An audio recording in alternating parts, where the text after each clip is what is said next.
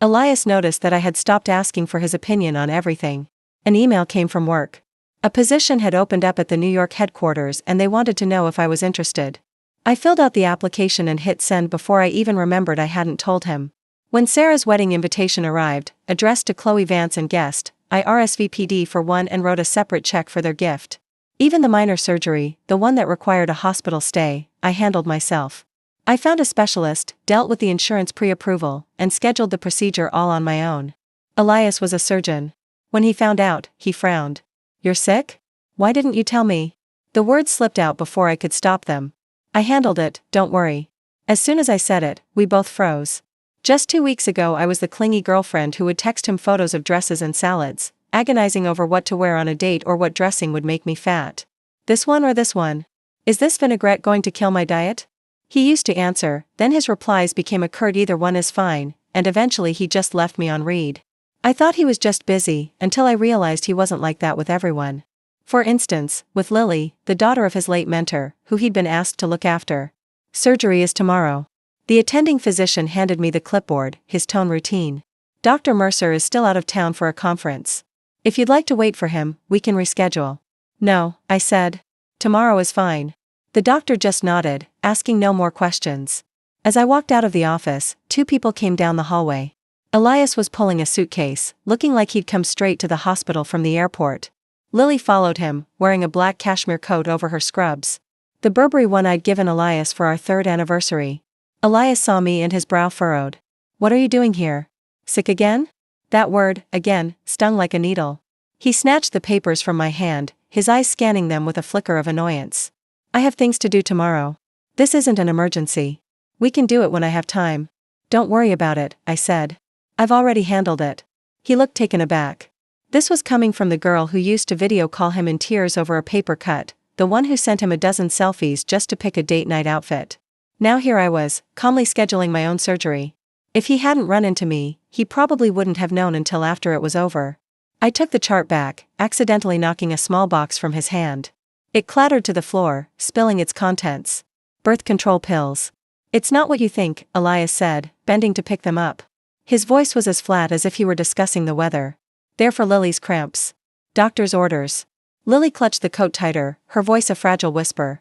"I'm so sorry, Chloe. It's all my fault. My anxiety has been so bad lately. I can't sleep, I can't focus. Elias is the only one who understands. He said he couldn't leave me alone in case I did something stupid." Her voice trailed off. "You don't know what it's like. Sometimes my head is just full of bad thoughts. I can only get through it when Elias is with me. I just wish I could be strong like you." I'd heard this script before. Every time I questioned their relationship, Lily would bring up her anxiety and her bad thoughts, and Elias would shoot me a look that screamed, "How can you be so heartless?" Once I had a sharp pain in my stomach and asked him what kind of specialist I should see. This brilliant neurologist told me, "I don't know." When I complained he was being dismissive, he just pinched the bridge of his nose wearily. "Can't you just look it up yourself? You're an adult, Chloe. Can you be a little more independent? Stop relying on me for every little thing." So frugal with his words for his girlfriend, yet he personally escorted someone else to her doctor's appointments. "Well, you should take good care of her then," I said, my voice completely flat. "After all, her mental health is much more important than my surgery, right?" Lily's face flushed. "Chloe, that's not what I meant. Are you still mad?" Elias cut her off, his eyes fixed on me. "Just because I didn't tell you I was going out of town? 2 weeks ago was his birthday. I had worked overtime for weeks to get the day off, cooked a huge meal, and had the watch he'd been wanting ready and waiting for him to come home. I waited until midnight but he never showed. I only found out where he was when I saw Lily's Instagram story. He was in London for a conference. It was just a business trip, he'd said then. I don't need to report my every move to you. Birthdays happen every year, but this was a career opportunity. Don't you have your own life to worry about? Why are you always tracking my schedule?" I'd lost it on the phone that night. "Elias, in your world, am I always last?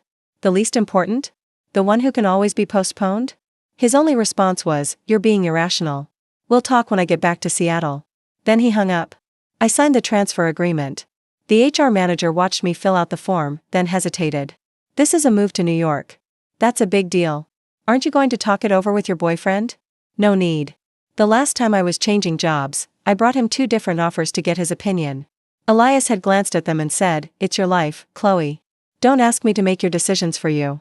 But he spent an entire weekend helping Lily rewrite her personal statement for med school so she could get a spot at the same hospital where he worked. Elias always said I wasn't independent enough, that I was too clingy. When I tried to tell him about my day, he put on his headphones to listen to a medical podcast. I was running late and needed a ride to the airport. He refused, saying his schedule was too tight to be disrupted. When I wanted to go to a party with his friends from med school, he told me I should build my own social circle. I used to think he was just a cold person, and I thought I would be the exception. Then Lily showed up. She claimed to have severe anxiety and panic attacks, and Elias's parents had asked him to look after her. I thought he'd see it as a burden, but he agreed without a second thought. She was the exception. She would text him at 3 a.m. saying her head was full of bad thoughts, and he would throw on his coat and leave. She was an intern at the hospital. He personally introduced her to his colleagues. "This is Lily, she'll be working with us. Please take good care of her." Every time I argued with him about it, he just frowned. "I'm looking after her because she's a risk to herself." "You're jealous of that? Do you have any idea what she almost did?"